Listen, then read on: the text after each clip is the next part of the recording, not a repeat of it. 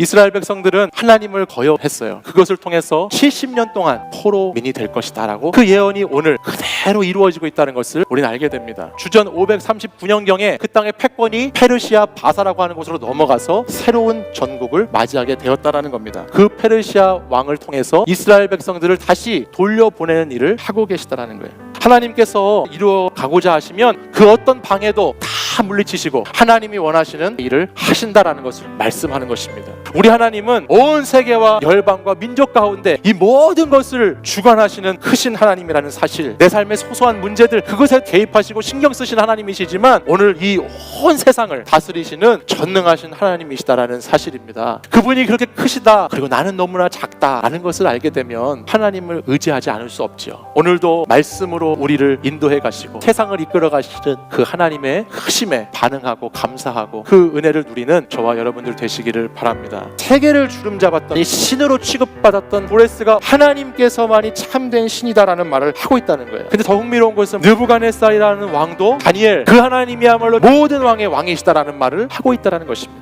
다니엘의 믿음을 통해서 하나님이 정말 놀라우신 분이구나를 알았기 때문에 에스라 1장에 와서 마음의 감동을 받고 고백하는 일이 일어나고 있다는 것입니다. 하나님께서는 믿음의 하루하루를 통해서 사건을 만들어내신다는 것이 오늘까지 인도하시기 위해서 감동으로 그 일상들을 준비하셨던 하나님이라는 거예요. 그 준비하심에 나의 사건으로 감동을 받아들여서 나를 이렇게 일으키시는구나 라는 것을 깨닫는 이 시간이 되시기를 바랍니다. 하나님의 감동을 받은 사람은 감동의 삶을 사는 것을 통해서 그 감동을 흘려보낸다는 거예요. 근데 갑자기 70년 만에 와서 쌓아왔던 모든 것들을 내려놓고 순종해서 나아가는 것은 결코 쉬운 일이 아니라는 것입니다. 실제 포로 귀환으로 예루살렘으로 돌아간 이스라엘 백성들의 자손은 그렇게 많지가 않았어요. 그러니까 감동을 받았다고 해서 그 감동대로 다 살아가는 것은 아니라는 거예요. 우리는 때로 예배를 드리고 말씀을 들으면서 감동이 되었다라고 얘기할 때가 있어요. 근데 나의 삶의 변화로 이어지지 않고 다른 사람에게 흘러가지 않는다면 그것은 그냥 그 순간에 감정 터치에 불과한 겁니다. 하나님이 주시는 진짜 그 감동은 나의 삶을 바꾸고 감동을 흘려보내는 사람으로 살아가기에 이어지는 것입니다.